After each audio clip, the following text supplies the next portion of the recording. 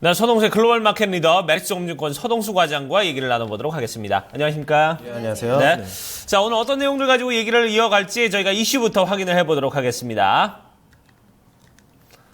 네, 첫 번째 이슈는 시장의 의지란 주제를 갖고 얘기를 좀 나눠보도록 하겠습니다.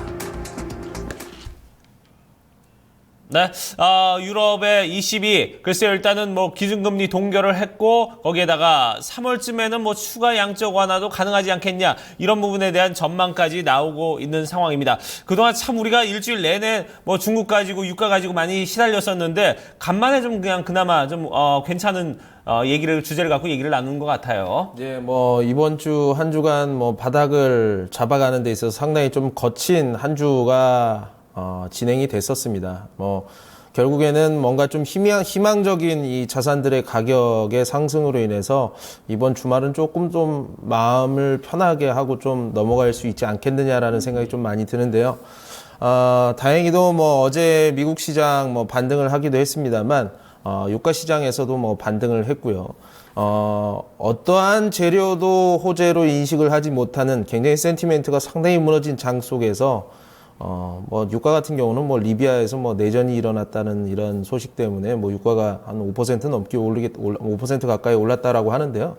사실 이란과 사우디의 긴장감, 시아파, 순위파의 긴장감에서도 전혀 반응을 보여주지 못했던 이런 유가 시장 자체가, 원유 시장 자체가 이러한 식의 그냥 아주 뭐 공식 같은 반응을 보여줬다라는 측면이 많은 시장 참가자들이 이 자산들의 가격이 너무 싸다, 충분히 반등할 수 있다라는 부분에서 좀 대부분이 동의를 하는 이런 시장 반응이 나왔다라고 보시면 될 것 같습니다. 그렇기 때문에 어쨌든 뭐 어제 22 회의에서 드라기 총재가 추가적인 양적 완화를 시사하는 발언에 따라서 얼마나 편합니까? 말 한마디만 해도 그냥 시장이 그렇게 강력하게 반응을 할 수 있다라는 측면 반등할 때가 된 것 같습니다.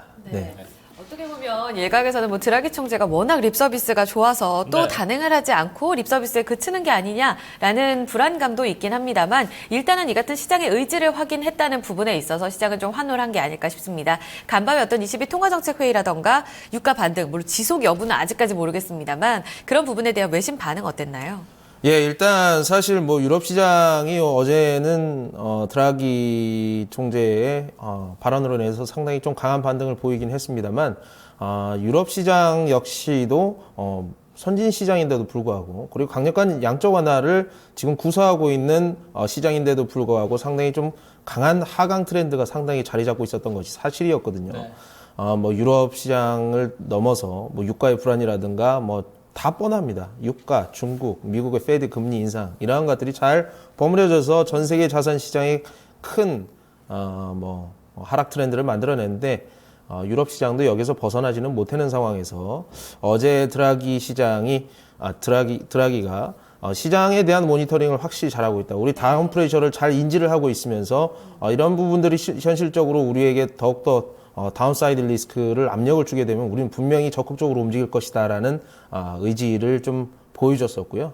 어제 뭐 유럽에서 스톡스 유럽 600 인덱스가 1.9%나 오르는 모습들을 좀 보여줬다라고 보시면 될 것 같습니다. 네.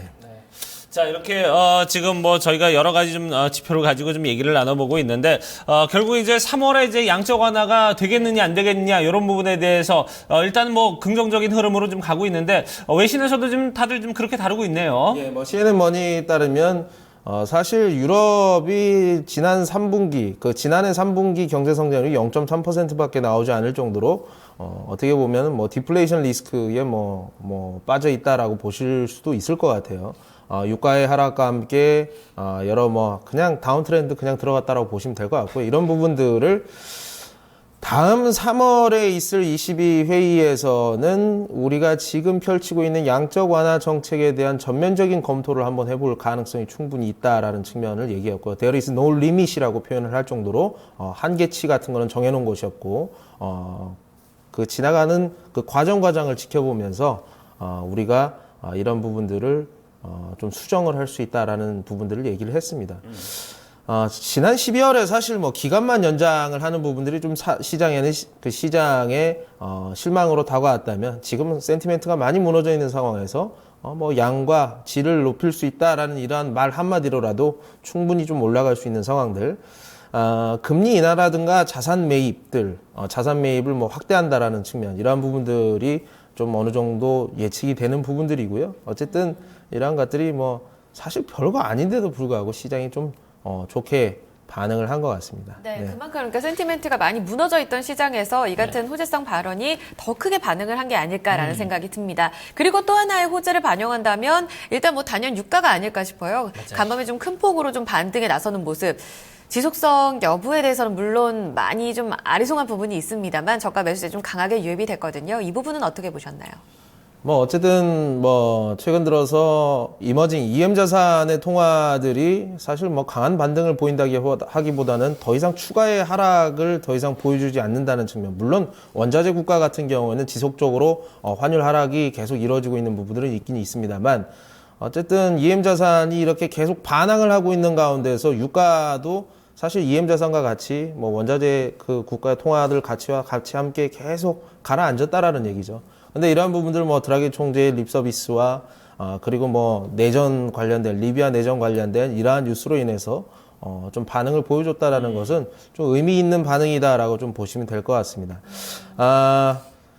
로이터 따르면 사실 유가가 올해 한 25%, 뭐 3주밖에 안 된 올해가 25% 하락을 하고 나서 상당히 좀 큰 폭으로 뭐 올랐다. 뭐 소비자 결국에는 유가가 떨어지게 되면 어떻게 되겠습니까? 기업들의 실적을 높이기 상당히 좋습니다. 그 원유 같은 경우나 원유 관련된 뭐 석유화학 제품이라든가 여러 소비재들이 원가율 자체를 상당히 좀 낮출 수 있다라는 측면, 그리고 마진을 확대를 시킬 수 있다라는 측면에서는 유가가 떨어지게 되면 결국에는 또 유가 수요가 또 다시 몰리게 되어 있고 이렇게 되면서 이제 다운 트렌드가 어느 정도는 여기에서는 좀 마무리가 되지 않겠느냐라는 측면 얘기를 하고 있고요. 네네. 그림을 한번 보십시오. 사실 하루 올랐다고 해서 이 시장이 좋아질 수 있겠느냐라고 생각할 수도 있겠습니다만 만약 반등을 하게 된다고 한다면 이러한 첫 거래일을 상승을 하는 부분들 같은 재료에도 다르게 반응하는 이런 시장 속에서 시장에서 다른 반응을 하는 이런 움직임을 분명히 주목을 해야 됩니다. 보통 이러한 경우들이 반등의 시작으로 가는 경우들이 상당히 많거든요. 그래서 이러한 부분들이 우리 국내 시장에 있어서도 상당히 좀 긍정적으로 바라볼 수 있는 부분들이 아닌가라는 생각이 좀 듭니다. 네, 20일뿐만 아니라 지금 글로벌 경제 둔화에 대한 우려감은 또 IMF 쪽에서도 자각을 하고 있는 게 아닐까 싶습니다. 지금 21일부터 열리고 있는 다보스 포럼에서 또 경제 수장 중에 하나인 IMF 총재가 여기에 대해서도 경고를 했죠. 예, IMF 총재가 다보스 포럼에서 얘기를 하는 부분들에 대해서 얘기를 하자면 이런 부분들이 상당히 좀 중요한 부분들이다. 뭐 어제 저희가 뭐 방송 끝나고 방송 일면에 나오는 사람들이 계속 뭐 비관론이라든가 안 좋은 얘기를 계속하게 되면 이러한 부분들을 사람들의 심리적으로 끼치는 효과가 상당히 많다. 경제의 결과적으로 사람의 마음으로 움직이는 부분들이 상당히 크기 때문에 심리 시장도 상당히 좀 중요하거든요. 이러한 측면에서 어디에 수장들이 우리 망했습니다 이렇게 얘기하면 진짜 망하는 경우들이 많습니다. 하지만 이런 IMF 총재가 최근에 우리가 리스크라고 판단을 하고 있는 중국 같은 부분들, 이러한 부분들을 좀 얘기를 하면서 중국은 단기 변동성이 있을 수 있겠지만 우리는 중국 정책을 존중을 하고 분명히 올라갈 수 있을, 회복을 할 수 있고 안정화를 찾을 수 있을 거라는 부분에 대해서 신뢰감을 분명히 가지고 있다라는 얘기를 하고 있거든요. 네. 이러한 부분들은 어제 상해 증시가 다시 조금 빠지기는 했습니다만 이러한 부분들이 상당히 좀 시장에 파급 효과가 있지 않을까라는 생각이 좀 듭니다. 2016년도 경제 성장률 3.4%를 예상을 하고 0.2% 정도 낮아진 수치이긴 합니다만 결론적으로 최근 시장의 위험은 통제가 가능한 수준이다라고 이렇게 얘기를 하는 부분들이 시장에 좀 훈풍으로 작용을 했으면 좋겠네요. 네. 자, 전반적인 얘기들을 들어보니까 이제 뭐 중국도 그렇고 유럽도 그렇고 미국도 그렇고 다들 어떻게 보면 시장에 대해서 지금 현재 흐름을 좀 다시 좀 잡아보려는 그런 분명히 의지들은 있는 것 같아요. 그러면 앞으로 이런 의지가 좀 시장의 좀 상승 흐름으로 좀 반영이 될까요? 어떨까요? 어쨌든 시장이 굉장히 큰 금리 인상, 중국 유가 이 잘 버무려진 이 악재 속에 시장이 좀 다 알고 있던 악재 속에 굉장히 크게 반응을 했던 면들이 분명히 있습니다. 그렇지만 항상 말씀을 드렸지만 위기라는 것은 이렇게 찾아오지는 않고요. 이런 식으로 시장에 따라 계속 힌트를 주게 되면 정책 당국도 굉장히 민감하게 잘 반응을 하는 이런 흐름들이 나올 수밖에 없습니다. 중국에서 굉장히 적극적인 액션들이 나왔기 때문에 미국에도 적극적인 액션이 주문이 된다라는 말씀을 어제 드렸었는데요. 유럽에서도 이런 적극적인 액션이 립 서비스를 통해서라도 나온 상태이고 또 다음 주에 이제 예정이 되어 있는 FOMC 같은 경우에서도 어느 정도 시장 친화적인 뉴스 플로우가 충분히 전개될 가능성이 충분히 크다. 이러면서 센티멘트가 개선이 되면서 시장은 그동안 많이 조정이 되었던 사실 뭐 많이 조정이 된 미국 시장, 유럽 시장 모든 전 세계 증시라든가 통화 가치가 반등을 할 가능성이 상당히 크다라는 생각이 좀 많이 들고 있고요. 유로화 부분을 조금 얘기를 안 드릴 수는 없을 것 같아요. 이런 양적 완의 기대감으로 인해서 유로화가 상대적인 약세를 좀 보이게 되면 여기 원화까지 어떻게 오느냐라는 여기까지는 제가 가지는 못하더라도 이러한 측면에서 선진 채권을 가지고 있는 글로벌 투자자 입장에서는 엔화 채권에 대한 수요가 상당히 몰릴 가능성이 굉장히 높다라는 생각이 많이 들고 있습니다.